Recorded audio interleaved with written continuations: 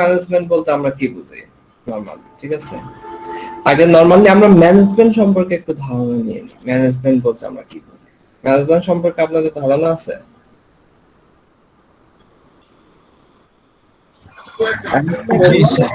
Management is the function of an industrial undertaking which organizes, directs, and controls various activities of the enterprise directed toward specific. Management একটা function বা একটা পদ্ধতি, কলা কৌশল, যেটা যেটা একটা যে কোনো একটা কাজের জন্য যে কোনো কিছুকে একটা অর্গানাইজ করে, মনিটরিং করে, কন্ট্রোল করে ভেরিয়াস অ্যাক্টিভিটিস কাজের হিসাবে। যে কোনো একটা অর্গানাইজেশনের, যে কোনো একটা ইন্ডাস্ট্রিয়ালের, যে কোনো একটা প্রতিষ্ঠানের যে স্পেসিফিক যে কোনো একটা উদ্দেশ্য কাজের জন্য কথা। এখানে ব্যবস্থাপনাকে আরেকটু ভাবে বলা যায় যে সর্বজনীন কর্মকৌশল। মানে আপনি যে কোনো সেক্টরে যান না কেন, পিছনে মানে কারো সাউন্ড আসতেছে, মিউট করে ফেলো। ব্যবস্থাপনা এমন একটা সর্বজনীন মানে কর্মকৌশল বা অ্যাক্টিভ প্রসেস, ঠিক আছে, বা স্ট্র্যাটেজি, এই অ্যাক্টিভ স্ট্র্যাটেজি, যার মাধ্যমে কোনো কাজ সম্পাদন করার লক্ষ্য অর্জন করা হয়। আমি যে কোনো একটা কাজ করব, যে কোনো কোম্পানির অ্যাক্টিভিটিস থাকে যে এমপ্লয়িকে দিয়ে কাজ করে নেওয়া, অতএব যে ম্যানেজার, ঠিক আছে, সে ম্যানেজমেন্টের মাধ্যমে এই কাজটা করে অ্যালোপ্যাথি একটা। অতএব ম্যানেজমেন্টকে বলা হয় দ্য অ্যাক্টিভ স্ট্র্যাটেজি অথবা অ্যাক্টিভ প্রসেস, একটা প্রক্রিয়ার মাধ্যমে অথবা একটা পদ্ধতির মাধ্যমে কাজ করে নেওয়া। তার লক্ষ্য হচ্ছে যে কোনো একটা কাজ করে নেওয়া। এখানে ম্যানেজমেন্ট গুলো হচ্ছে যে ম্যানেজমেন্টের একটা সার্বক্ষণিক অর্থটা হচ্ছে to train up the horse, মানে যে কোনো কিছুতে টু ট্রেন দ্য হর্স, মানে এটা হচ্ছে যে একটা ইতালিয়ান শব্দ। ম্যানেজমেন্টটা হচ্ছে ইতালিয়ান শব্দ, ম্যানেজারিয়া থেকে আসছে, ম্যানেজিয়ার থেকে এসেছে, যেটা হচ্ছে যে to train up the horse. মানে এর আগে ইতালিয়ানদের যে ইয়াটা, সেটা তারা হর্সকে ট্রেন দিত বিভিন্ন কাজের জন্য তাদের ঘোড়াগুলোকে। এই থেকে ম্যানেজমেন্ট মানে এখন আপনি যে কোনো দেখবেন যে কোনো অর্গানাইজেশনে এখন এমপ্লয়িদেরকে বা তারা সবাইকে একটা ট্রেনিং এর ব্যবস্থা রাখে। ঠিক আছে, fundamental training, advance training, intermediate training, বিভিন্ন ট্রেনিং কাজের কলা কৌশল কাজকে অ্যাক্টিভ করার জন্য এই হিসাবে বলে। এরপর আরো অনেক কিছু আছে। এই ম্যানেজমেন্টের সবচেয়ে জনপ্রিয় একজন মনীষীর নাম হচ্ছে হেনরি ফেয়ল। তার মতে সে বলছিল ব্যবস্থাপনাটা হচ্ছে যে পূর্বানুমান, পূর্ব পরিকল্পনা করা, পূর্বানুমান বা পরিকল্পনা করা, সংগঠিত করা। স্যার আমরা কি এখন লেকচারে ফার্স্ট পেজে আছি?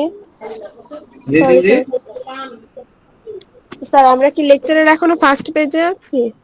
হ্যাঁ হ্যাঁ হ্যাঁ, মানে যেটা দেখতেছেন ওই যে, ঠিক আছে স্যার আমরা এখনো কভার পেজটাই দেখতে পাচ্ছি। কভার পেজ কোনটা নাকি লেখা মানে স্টার্টিং, মানে পিডিএফ এর স্টার্টিং একটা পেজ আছে না, ওইটাতেই আছি এখনো। চেঞ্জ হয় না, আমরা ভাবলাম আমরা কনফিউজ স্ক্রিনে দেখা যাচ্ছে, মানে চেঞ্জ হচ্ছে না, কনফিউজ হয়ে গেছি যে আবার আমাদের এখানে হ্যাং করলো কিনা। মানে কনস্ট্রাকশন অফ ম্যানেজমেন্ট মানে ফার্স্ট পেজ যেটা। এক্স্যাক্টলি, জি স্যার, জি স্যার, স্লাইডের প্রথম পেজটাই দেখাচ্ছে। স্যার মাঝে মাঝে অনলাইনে ক্লাস এটা হয় যে টিচার চেঞ্জ করে বাট আমরা দেখতে পারি না, এর জন্য আর কি শিওর হয়ে নিলাম। হ্যাঁ, আমি চেঞ্জ করছি, আপনারা চেঞ্জ করতে পারেন, আপনারা ফাইনে, ঠিক আছে। আচ্ছা আচ্ছা, এটা এক্সেসে বলছিলাম, ঠিক আছে।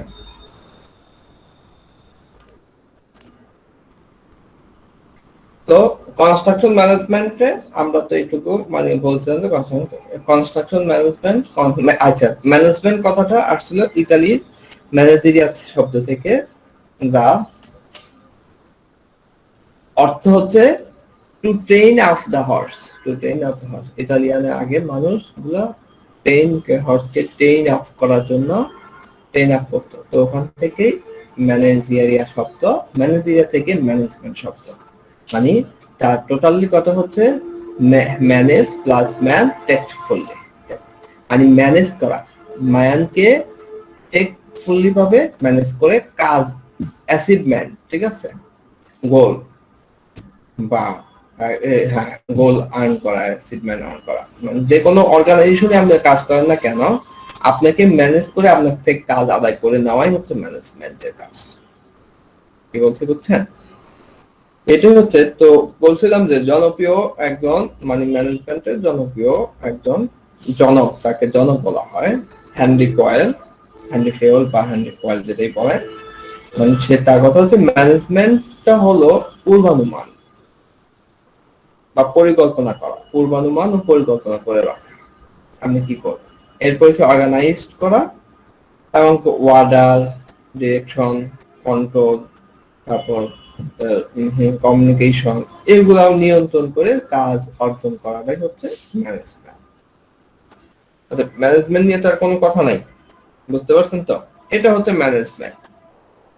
এখন এরপর হচ্ছে যে কনস্ট্রাকশন ম্যানেজমেন্ট। কনস্ট্রাকশন ম্যানেজমেন্টে হচ্ছে যে construction management is the process of planning, coordinating, providing monitoring and controlling of a construction project. Construction ম্যানেজমেন্টের কাজটাই হচ্ছে প্ল্যানিং করা, কোঅর্ডিনেটিং করা, প্রোভাইডিং মনিটরিং করা, কন্ট্রোলিং করা। অর্থাৎ এটা এখন বিভিন্ন সেক্টর, এখন এটা প্রজেক্ট ম্যানেজমেন্টে করে দেখে প্রজেক্ট কনস্ট্রাকশন, মানে এটা হচ্ছে কনস্ট্রাকশন ম্যানেজমেন্ট। এটা যদি কোনো অর্গানাইজেশন হতো তাহলে তার জন্য ম্যানেজমেন্ট আরেক রকম হয়ে যেত। এটাই হচ্ছে তাদের কনস্ট্রাকশন ম্যানেজমেন্টে এমন একটা কলা কৌশল যেটা যা দ্বারা কোনো নির্ধারিত নির্মাণ বা কনস্ট্রাকশন কাজ, কনস্ট্রাকশন প্রজেক্ট প্রপারলি ভাবে এবং ডিসিপ্লিন ভাবে, সুনিয়ন্ত্রিত ভাবে সম্পূর্ণ করার উদ্দেশ্যে নির্দিষ্ট সময়ের মধ্যে ম্যান পাওয়ারকে কাজে লাগিয়ে, ঠিক আছে, যে প্রজেক্টটাকে বাস্তবায়ন করা হয়, সেটা হচ্ছে কনস্ট্রাকশন ম্যানেজমেন্ট। বুঝতে পারছেন কনস্ট্রাকশন ম্যানেজমেন্ট?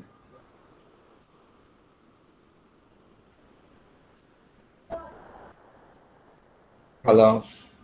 জি স্যার। আচ্ছা, মানে টোটালি কথা হচ্ছে যে কনস্ট্রাকশন প্রজেক্টে যারা কাজ করে, আপনার ঊর্ধ্বতন যে ম্যানেজাররা থাকে বা ম্যানেজমেন্ট বোর্ড থাকে বা এরা কি বলা ম্যানেজমেন্ট ডিপার্টমেন্ট থাকে, তারা ম্যান পাওয়ারকে সুকৌশলে মোটিভেশন করে, তারপর প্ল্যানিং করে, কোঅর্ডিনেটিং করে, প্রোভাইডিং করে, যেভাবে করা হোক, যে কোনো একটা কনস্ট্রাকশন প্রজেক্টকে এটাকে কি বলে, রূপ দেওয়াকে, ঠিক আছে, অথবা স্ট্রাকচার, ঠিক আছে, তৈরি করাকে, ঠিক আছে, তৈরি করে বাস্তবে রূপ দেওয়ার নামই হচ্ছে কনস্ট্রাকশন ম্যানেজমেন্ট। এখন এর মাঝে এই কনস্ট্রাকশন ম্যানেজমেন্টে সব কিছু আলোচনায় হবে, এই যে planning, coordinating, organizing to Z, সে কি কাজ করবে। এখানে জাস্টলি প্ল্যানিং থেকে শুরু করে একটা কনস্ট্রাকশন প্রজেক্ট ক্লায়েন্টের নিকট ডেলিভারি হওয়া, বা মানে একটা ফুলফিল কমপ্লিট একটা প্রজেক্ট পর্যন্ত যাবতীয় সব কাজটাই হচ্ছে প্রজেক্ট কনস্ট্রাকশন ম্যানেজমেন্ট বা প্রজেক্ট ম্যানেজমেন্ট যেটাই বলেন।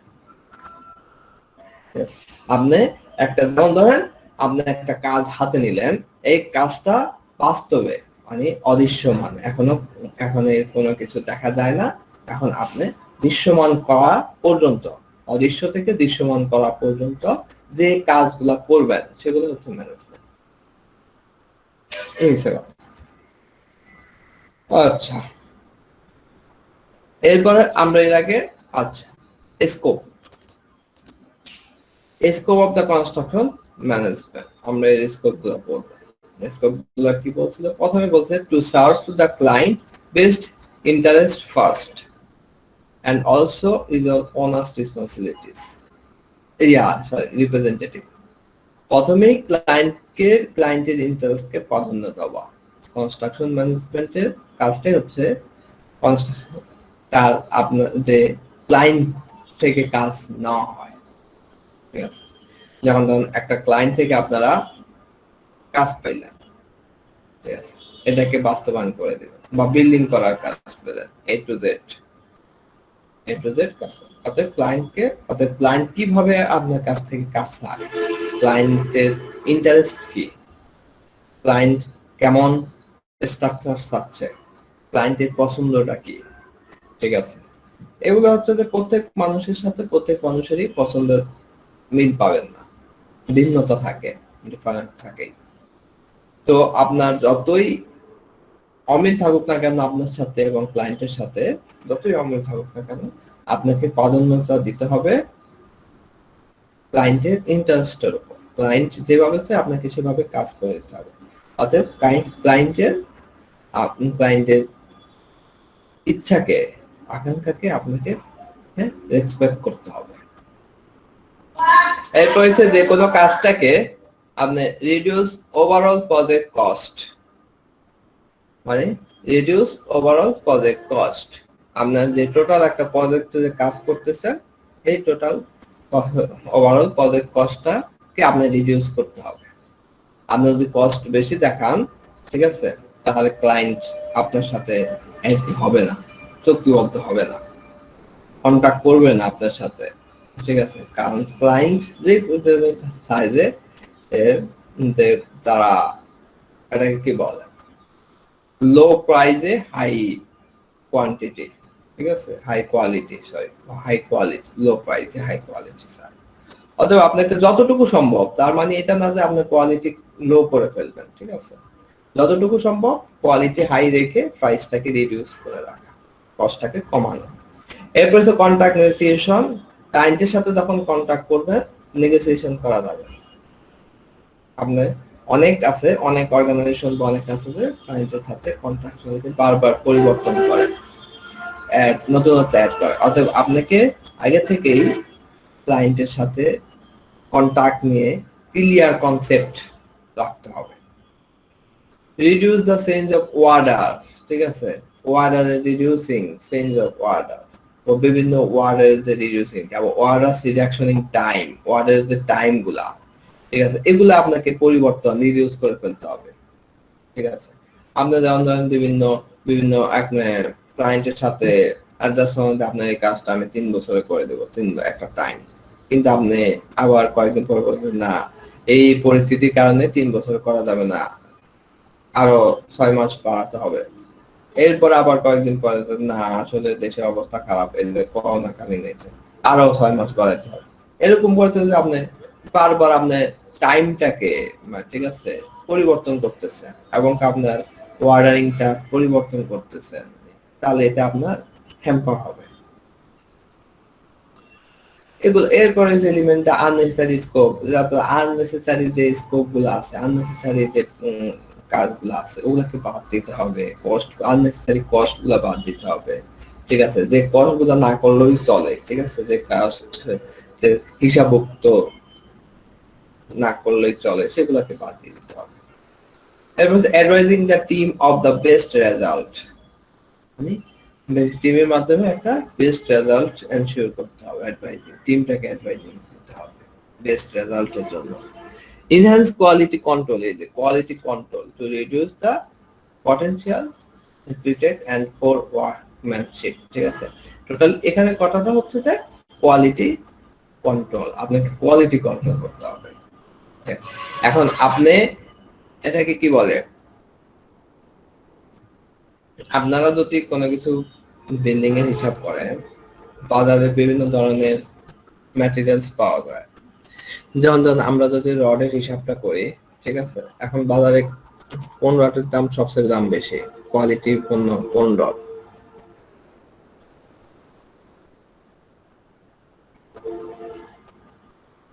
হ্যাঁ, আপনি আর্কিটেকচার হয়ে জানেন না? হ্যাঁ, কোশ্চেনটা বুঝি না, আরেকবার যদি বলতে। এখন বাজারের দামি এবং দামি না, মানে কোয়ালিটি সম্পূর্ণ রড যে রড দাম আর ওটা যে বেস হলে বিএসআরএম আর পাশাপাশি কেস আছে ওগুলো কাছাকাছি মানে আর কি বিএসআরএম এই সবচেয়ে বেস্ট বা সবচেয়ে বেশি কেন এটা টন কত করে?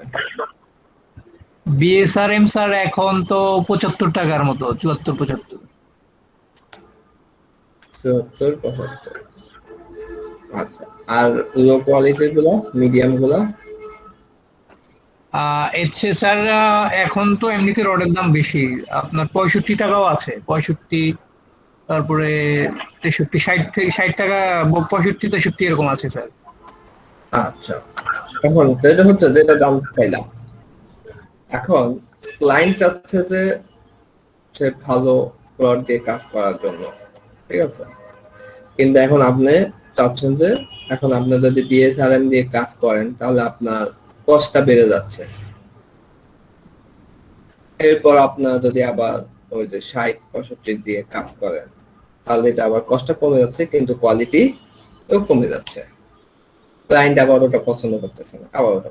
আচ্ছা, আপনাকে এর সাথে অ্যাডজাস্টেবল কস্ট এবং অ্যাডজাস্টেবল কোয়ালিটি এনশিওর করতে হবে। এরপর হচ্ছে provide the realistic and reliable budget অতএব and protecting the owners from the unnecessary liability. আপনি যে একটা এস্টিমেট তৈরি করবেন, বাজেটের যে এস্টিমেট তৈরি করবেন সেটা অবশ্যই আপনাকে রিয়েলিস্টিক, বাস্তবসম্মত হতে হবে এবং রিলায়েবল হতে হবে। রটের দাম তো বা আপনাদের যে এই যে কনস্ট্রাকশন যে ম্যাটেরিয়ালস এগুলো তো প্রতিনিয়তই উঠানামা করে, তাই না? 6 মাস পরে একটা ছিল, 3 মাস পর মানে 3 মাস আগে একটা ছিল, এরপরে দেখেন যে আরেকটা বেড়ে গেছে, দাম বেড়ে গেছে। এরকম তো হচ্ছে তো নাকি? হ্যাঁ স্যার এই বছরের জানুয়ারির দিকে স্যার 54-55 টাকা ছিল রড এখন বেড়ে গেছে। এখন আপনি যদি ডিসেম্বরে জানুয়ারির দিকে যদি আপনি এস্টিমেট করেন, আপনি একটা এস্টিমেট করলেন 54-55 টাকা পার টন ছিল, আপনার একটা বিল্ডিং স্ট্রাকচার করতে আপনার অ্যাট লিস্ট 40 মণ বা 50 মণ ধরলাম, 50 টন, সরি মণ না, 50 টন রডের দরকার। তাহলে আপনার কত কত টাকা খরচ হচ্ছে? 50 ইন্টু 50, ঠিক আছে? কিন্তু এখন এই যে 6 মাস পরে আপনার কাজটা করতে হবে 3 বছর ধরে, ঠিক আছে? অর্থাৎ 6 মাস পরে আপনার 50 থেকে 75 হয়ে গেছে, অর্থাৎ 25 বেড়ে গেছে। এই যে কস্টটা, এই কস্টটা যে হলো, এই কস্টটা তো আপনার রিয়েলিস্টিকটা হলো না, ঠিক আছে? এরপর আবার আপনি যখন 2021 সালের দিকে আরো বেড়ে যেতে পারে বা আবার কমে যেতে পারে, ঠিক আছে? তখন এই জন্য কি আপনার যে বাজেটটা এটা রিয়েলিস্টিক হবে না, ক্লায়েন্টের সাথে আপনার বৈষম্যটা দেখা দিবে। অর্থাৎ প্রথম থেকে আপনাকে বাজেট এমন ভাবে মার্কেট অ্যানালাইসিস করে, ঠিক আছে, এমন ভাবে বাজেট একটা প্রোভাইড, হ্যাঁ ওঠানামা তো করবেই কিন্তু ডিফারেন্সটা যেন বেশি না হয়, ঠিক আছে? ডিফারেন্সটা যেন বেশি না হয় ওইভাবে আপনাকে বাজেট প্রোভাইড করতে হবে।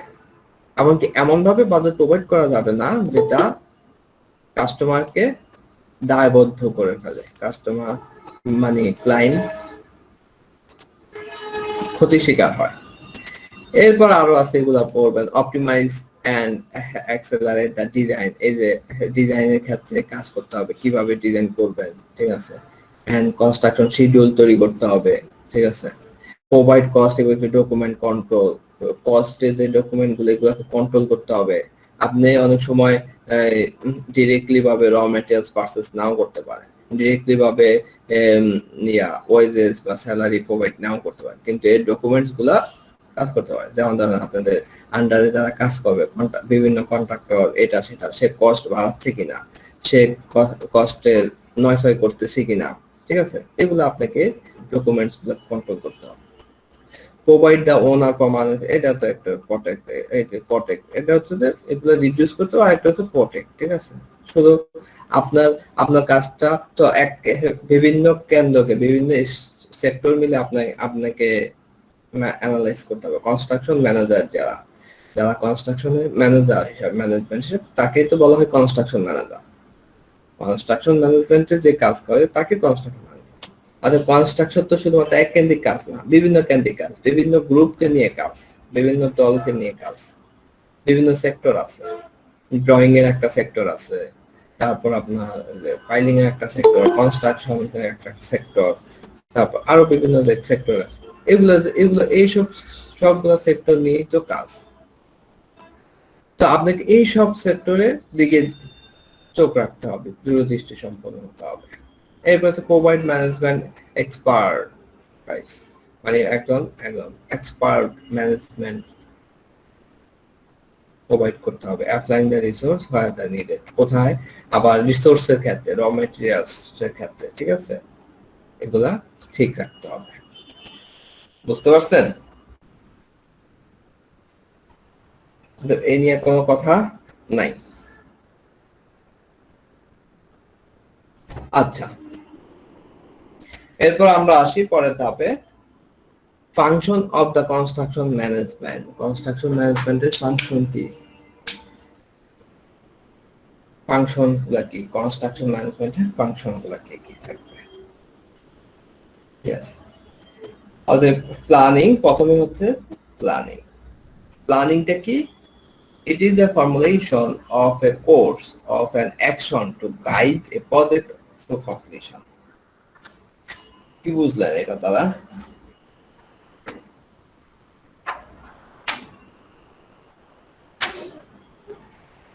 মানে আপনি যে কোনো কাজ করার জন্য একটা গাইডলাইন তৈরি করা, ঠিক আছে, যে কোনো একটা কনস্ট্রাকশন কাজ করুন, প্ল্যানিং তৈরি করুন, পরিকল্পনা করে ফেলবেন প্রথমে এ টু জেড, শুরু থেকে শেষ পর্যন্ত। আপনার যদি যে কোনো প্রজেক্টটা 3 বছরের হয়ে থাকে, তাহলে আপনাকে ফার্স্ট থেকে শুরু করে 3 বছরের লাস্ট পর্যন্ত কি কি হতে পারে, কি কি কাজ করবেন, কি কি কাজ করতে হতে পারে, কাকে দিয়ে কি কাজ করবেন, এগুলার পুরো একটা পরিকল্পনা করাকেই প্রজেক্ট প্ল্যানিংটা বলে, ঠিক আছে? আচ্ছা, একটু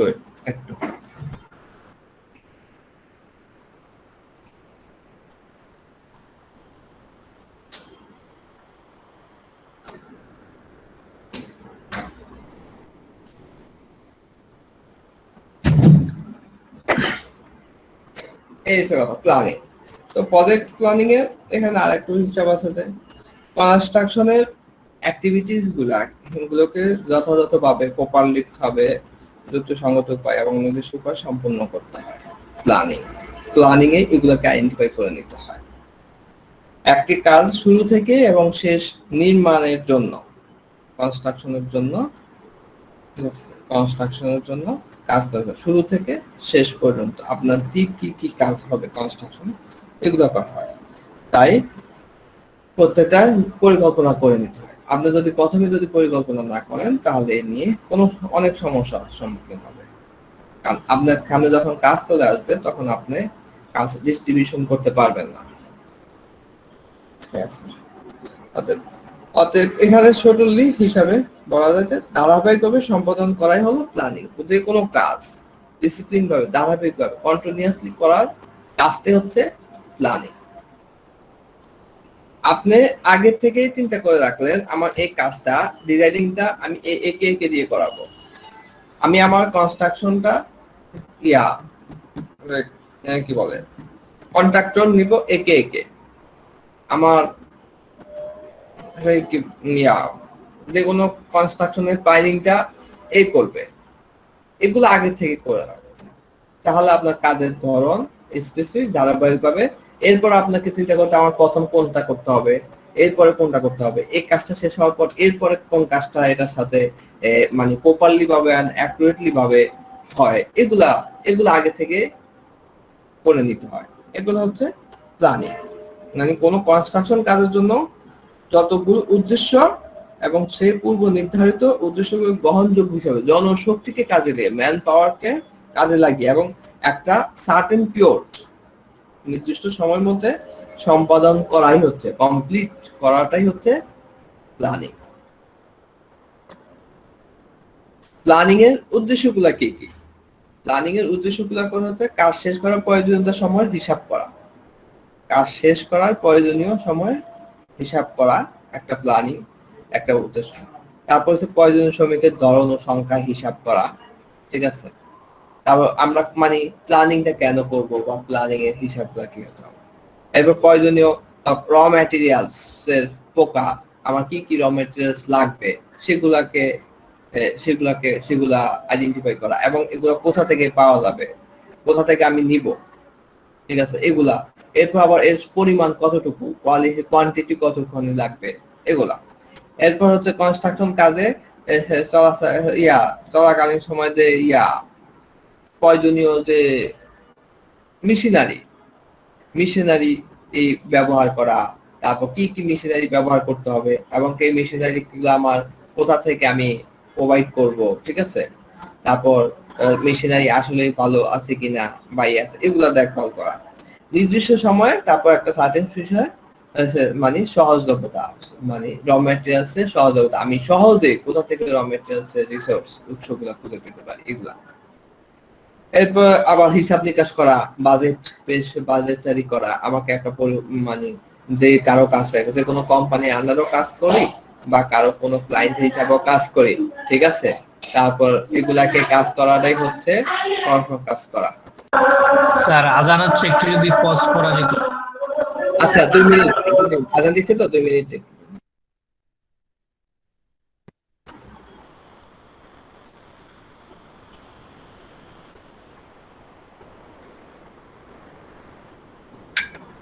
আচ্ছা ওকে, আসেন সবাই, আমার আলোচনা শেষ হয়েছে? জি স্যার, আচ্ছা ঠিক আছে।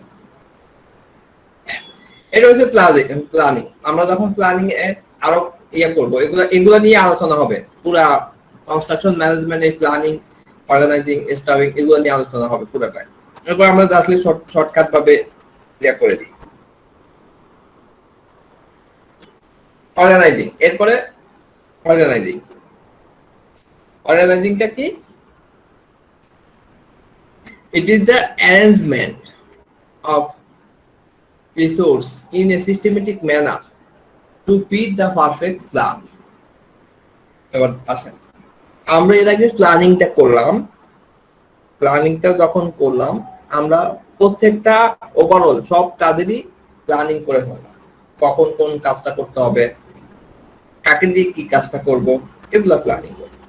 আর অর্গানাইজিংটাই হচ্ছে যে এই যে প্ল্যানিংটা যে করলাম, এই প্ল্যানিং অনুসারে সিস্টেমেটিক ভাবে একটা অ্যারেঞ্জমেন্ট করে দাও, ঠিক আছে। যেমন র ম্যাটেরিয়ালস আমরা কথা বলবো, অর্থাৎ র ম্যাটেরিয়ালস হিসাবে অ্যারেঞ্জমেন্ট করে, র ম্যাটেরিয়াল অমুক থেকে এই থেকে, ঠিক আছে, এই হিসাবে র ম্যাটেরিয়ালস কালেক্ট করব। মানে আমি প্ল্যানিং করার পরে প্ল্যানিং এর কাজটাকে বাস্তবায়ন করার জন্য অর্গানাইজ করে দিতে হবে, আমার কর্মীদেরকে অর্গানাইজ করে দিতে হবে, এটা বলা হয়। এর আরেকটা হচ্ছে যে project must be organized around the work to the perform অনুসারে, যার যে পারফর্ম থাকে সেই পারফর্ম অনুসারে তাকে সেই কাজ দিয়ে দেওয়া, ঠিক আছে। তারপর breakdown of the work to be perform in the manageable unit, যে ম্যানেজেবল ইউনিট মানে যে কাজকে পারফেক্ট সে কাজে অর্গানাইজ করে হিসাবে কাজ করা দেওয়া।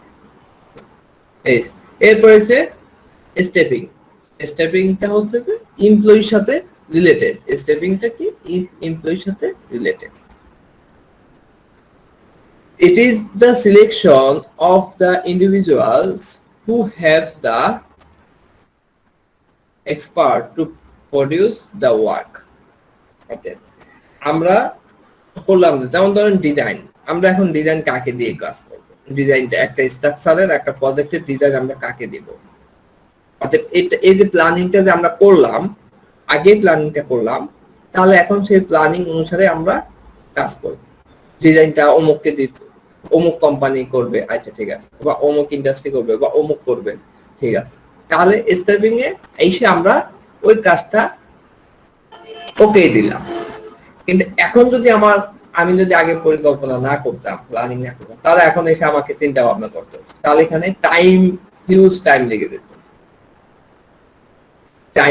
টাইমটা বেড়ে যেত, ঠিক আছে। এতে আমার সমস্যা হতো ডিসিশন নিতে, বা প্রপারলি ভাবে আমি নাও নিতে পারতাম। তাড়াহুড়া করে আবার যে পারফেক্ট ডিজাইনার না, তাকে ডিজাইন দিয়ে দিলাম, সে পারফেক্ট ভাবে ডিজাইন করতে পারলো না। এটাই। এরপর হচ্ছে যে the person that are assigned to the project team influence every part of the project.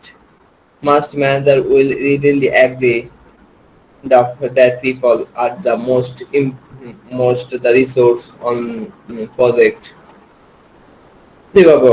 এরপর হচ্ছে এরপরে আবার বিভিন্ন যে কাজগুলো থাকে যে others the difference works set up the difference people বা টিম ওয়ার্কস তৈরি করা, এইসব হচ্ছে কথা।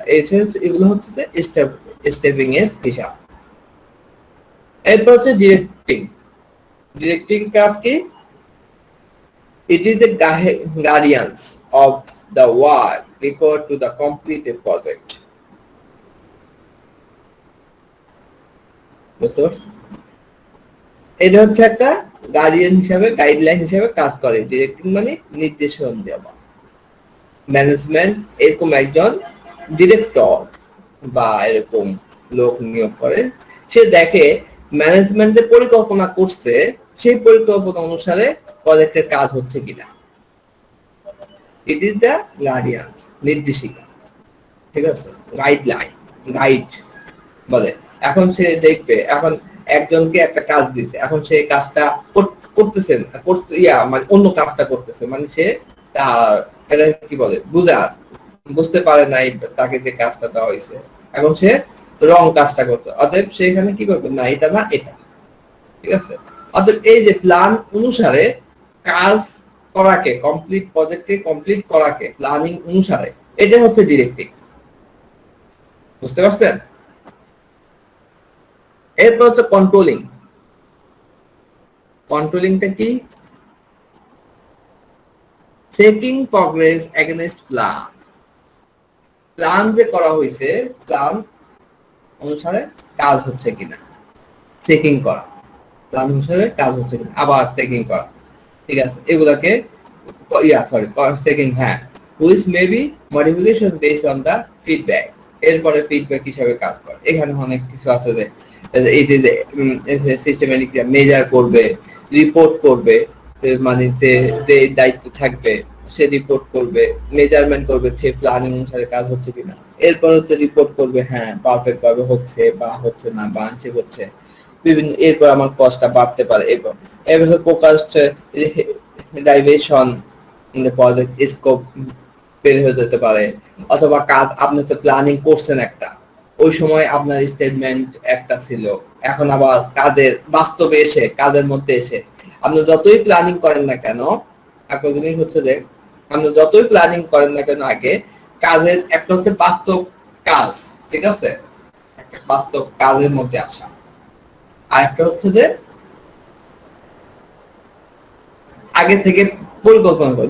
দুই জিনিস, মানে মাঠে আসলে বোঝা যায়। যেমন ওরকম কি বলে এটাকে, আমরা যখন খেলা দেখি, ক্রিকেট খেলা বলেন আর ফুটবল খেলা বলেন, যখন ব্যাটসম্যান বল খেলতে পারে না, মানে বলার যখন বল করার পর ব্যাটসম্যান ব্যাটে লাগাইতে পারলো না, এখন গ্যালারিতে বসে আমরা বা টিভির পর্দায় বসে বলি যে আহা এই সহজ বলটা মারতে পারলো না, এত সুন্দর বল, এটা তো 6 মারার বল ছিল, বা এই শটটাও কিভাবে মারলো, এটা এত বড় একটা গোল পোস্টও গোল দিতে পারলো না, একা পেয়ে গোল কি বসে করছে। তো আসলে মাঠে খেললে বোঝা যায় যে ব্যাটসম্যান কি জন্য পারে নাই, বা ব্যাটসম্যানের প্রবলেমটা কোথায়, বা সে আসলে দূর থেকে আমরা যতই পরিকল্পনা করি না কেন, সেটা আসলে কাজের ক্ষেত্রে এসে পরিকল্পনার কিছু ভিন্নতা আসেই। অর্থাৎ এই যে এই চেকিং করাটা, পরিকল্পনা আসলে কিরকম কি, এইগুলো হচ্ছে কন্ট্রোলিং। এখানের মধ্যে রিপোর্ট করা, মেজারমেন্ট করা, ইভালুয়েশন করা, এগুলো হচ্ছে কথা। এই ফাংশন বুঝতে পারছেন? এই নিয়ে আর কোনো সমস্যা? সবাই কি চলে গেছেন নাকি? কোনো সারা শব্দ নাই? জি স্যার, বুঝতে পারছি। আচ্ছা স্যার। এমডি মাহফুজুর রহমান দাস, দুইজন দেখি।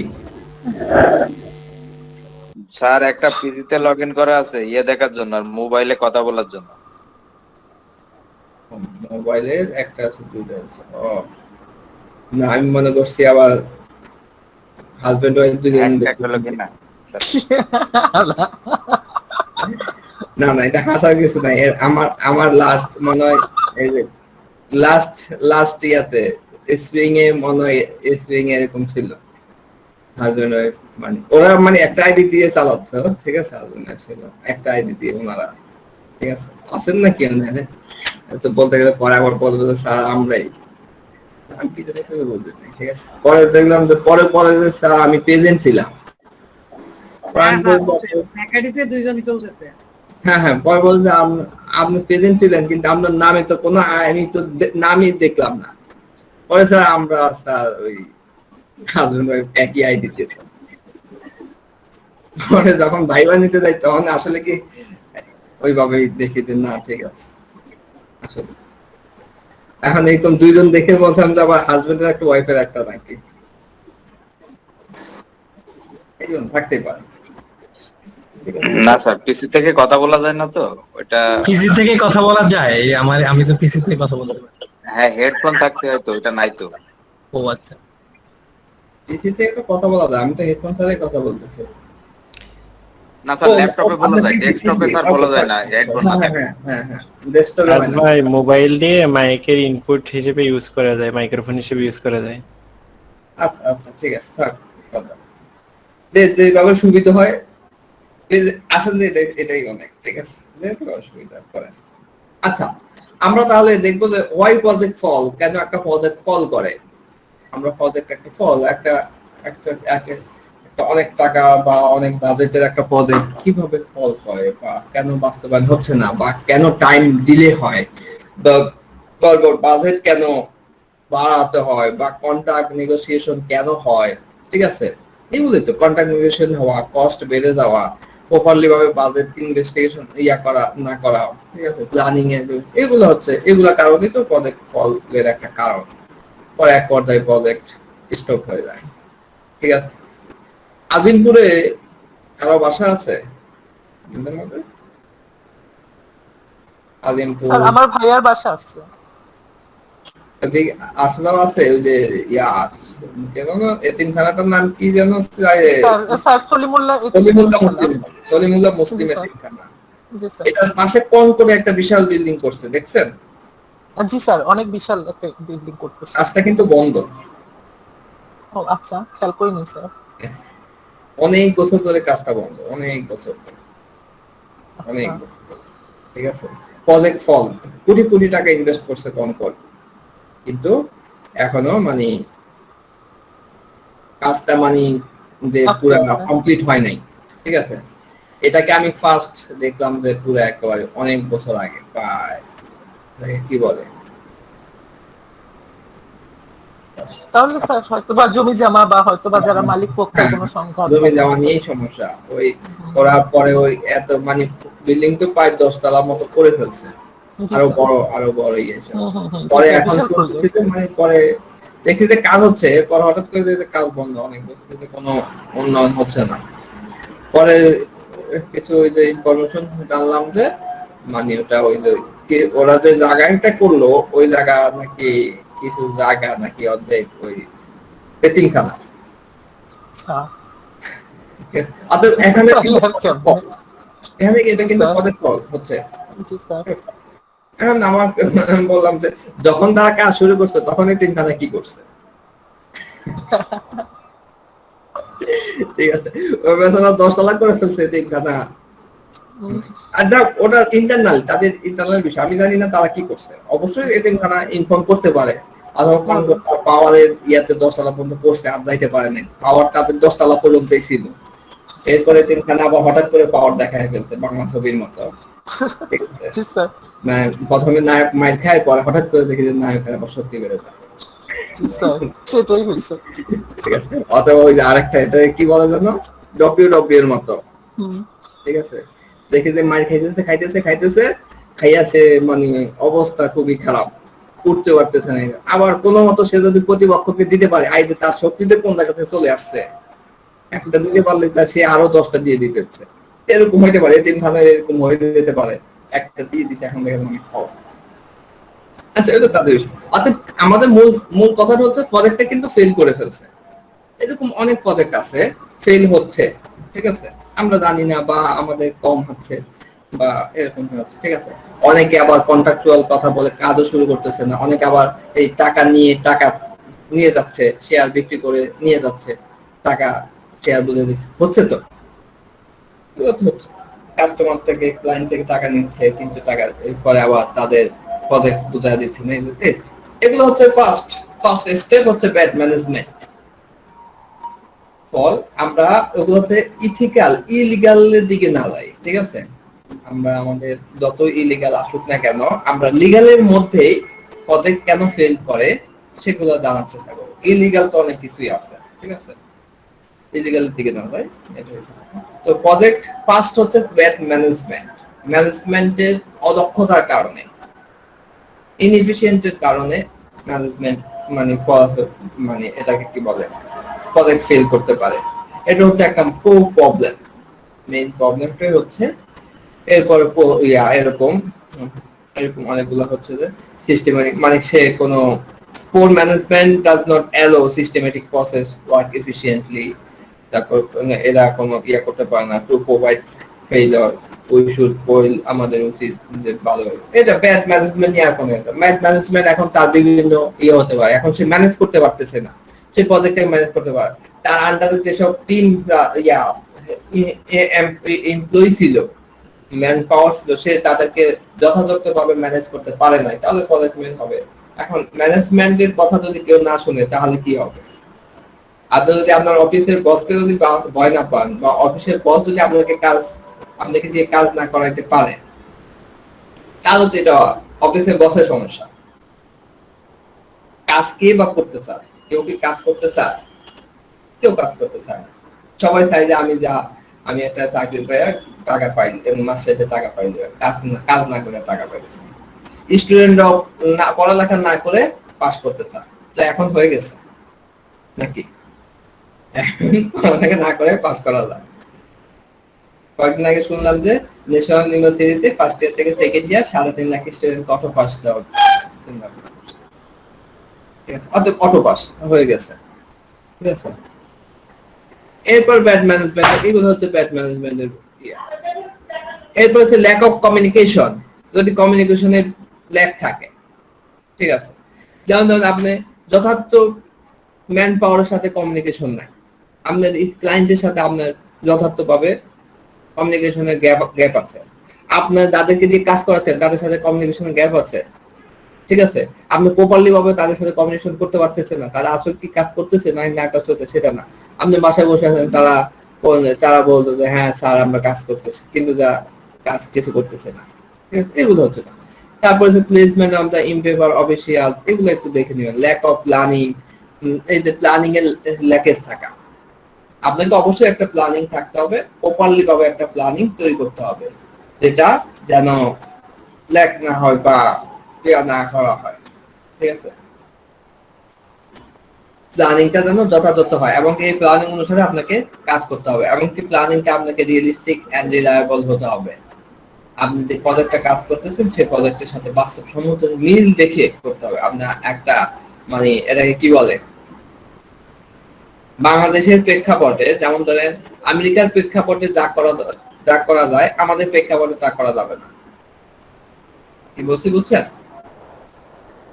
তারপর দুবাইতে যে যে যে কাজ করা যাবে আমাদের সেই প্রেক্ষাপটে সে কাজটা করা যাবে না। আমাদের বাংলাদেশে এরা কি বলে, কয়তলা বিল্ডিং আছে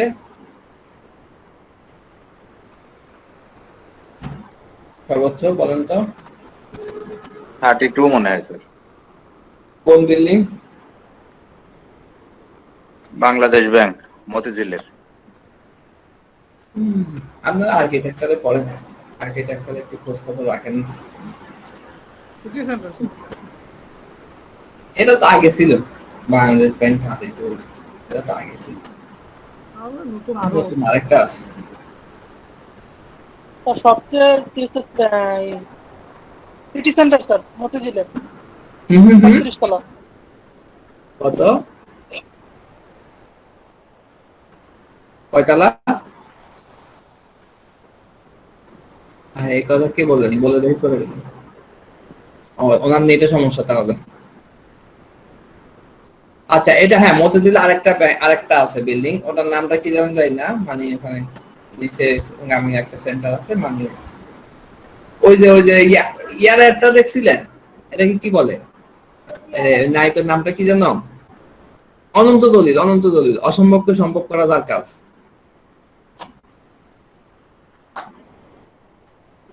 হ্যালো, এই অ্যাপটা দেখছিলেন আপনারা? হ্যাঁ দেখছি তো প্লেন থেকে একটা বিল্ডিং এর ছাদে লাফ দিয়ে, city centre maybe city centre sir, হ্যাঁ এটা কি centre? City centre. City centre হ্যাঁ। এটা তো 31 তলা না 32 তলা? না এটা 34 টাকা আমার মতে।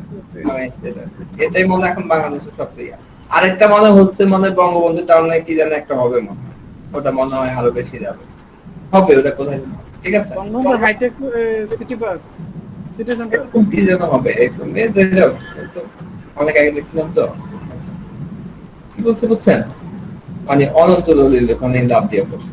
আচ্ছা ওটাই মানে সবচেয়ে বেশি। তো আমাদের দেশে 40 টাকা বা 50 টাকা করতে অনেক হিমশিম খাওয়া যায়, যেতে হয়, ঠিক আছে, দেখলাম প্রজেক্ট আপনাদের আগে ওইভাবে বিল্ডিং এ। কিন্তু বুর্জ খলিফা কয় তলা? 146 স্যার। 146 তলা। তো তারা তো করতেছে, তা আরো অনেক ওখানে মানে আরো অনেক আছে দুবাইতে, আরো এরকম 146 না 100 মতো বা 80 এরকম আরো অনেক বিল্ডিং আছে। স্যার ওইটা করতে যায় তো অনেক টাইম নিয়েছে, ওই যে 100 তলার উপরে যায় আপনার সেলসিয়াস ডিগ্রি, মানে মানুষ বসবাসের অযোগ্য হয়ে গেল, তখন ওই যে গ্লাস গুলো আপনার মানে মডিফাই করে আর্কিটেক্টরা নতুন এক গ্লাসের উদ্ভাবন করে তো ভিতরে তাপমাত্রা কমানোর পরে ওখানে বসবাস করা পসিবল হয়েছে। এটা দীর্ঘদিন কাজ বন্ধ ছিল স্যার। বাংলাদেশে এই ধরনের ম্যাটেরিয়াল পাওয়া তো সব মানে দুষ্প্রাপ্য বললেই চলে। দুষ্প্রাপ্য এবং এক্সপেন্সিভ, বাংলাদেশে আমরা অনেক এক্সপেন্সিভ, যেটাই বললাম। হ্যাঁ এই যে একটা নতুন ইনফরমেশন জানলাম, দেখেন এটা তো আমার জানা ছিল না। 100 টাকার উপরে বসবাসের অযোগ্য হয়ে যাওয়ার পর তারা নতুন একটা আছে ইয়ে করে এটা আসছে। তো বাংলাদেশে তো অসম্ভব। হ্যাঁ 37 তলা সিটি সেন্টার। 37 তলা? জি স্যার। আচ্ছা সার্চ করে দেখে ফেলছেন? না স্যার আমাদের একটা হাই রেজ হইতে সো লিস্ট করা আছে, লিস্ট থেকে দেখলাম। ও আচ্ছা আচ্ছা, এটার উপরে তার বাংলাদেশে কোনোটা নাই। তারপর এইটা করতে গিয়ে বাংলাদেশের অনেক হিমশিম খেতে হচ্ছে। হ্যাঁ কিন্তু এটা হচ্ছে একটা ভৌগোলিক পরিবেশ হিসাবে কাজ করে, এর মানে এটা না যে আমাদের দেশে যারা ইঞ্জিনিয়ার আছে বা যারা আর্কিটেক্ট আছে বা তারা যে অদক্ষ, এরকম না, ঠিক আছে, এরকম না, এটা না, এটা হচ্ছে একটা ভৌগোলিক পরিবেশের একটা হিসাব নিকাশ আছে, মাটির একটা হিসাব নিকাশ। তো এটা এক একটা দেশের প্রেক্ষাপট এরকম। তো 186 তালা যদি জাপানে নির্মাণ করে, এটা কখনো সম্ভব হবে? জাপানে করে ফেলতে পারে নাকি? না স্যার এটা তো একটা ভূতাত্ত্বিক ব্যাপার আছে, আপনি যে কোনো দেশে চাইলেই তো এটা করা সম্ভব না। অতএব আপনার যে কোনো কিছু একটা প্ল্যানিং, এটাই বললাম যে আপনি প্ল্যানিং করবেন, অতএব আপনার কান্ট্রি হিসাবে প্ল্যানিং, আপনি অবাস্তব বা একটা রিয়েলিস্টিক প্ল্যানিং করলে তো হবে না, ঠিক আছে না? জাপানের বাড়ি ঘর গুলো একটু ভাসমান তৈরি করে, যেমন বন্যা ভূমিকম্প আসলে এরা আবার অন্য জায়গায় চলে যায়, এরপর আবার চলে আসে বললে করে নেই, আপনার এটা বলা যাবে না। তো জাপানে এত এরকম করা সম্ভব হয় না, ঠিক আছে। এরপর আবার চায়না তৈরি করতেছে, ওই যে কি বলে কাঁচের ব্রিজ তৈরি করতেছে, তারপর রাবারের রাস্তা তৈরি করতেছে, ঠিক আছে। অতএব এক একটা দেশের ভূতাত্ত্বিক, এই যে যেটা বললেন ভূতাত্ত্বিক বিষয়, এক একটা এনভায়রনমেন্টাল একটা ব্যাপার স্যাপার, অতএব আপনাকে প্ল্যানিংটা ওইভাবেই নিতে হবে, ঠিক আছে। যদি এখন বলেন যে না চায়নার ওইসব, আপনাকে অ্যানালাইসিস করতে হবে, আপনি তো পারবেন না পারবেন এটা মূল বিষয় না, আপনাকে অ্যানালাইসিস করে।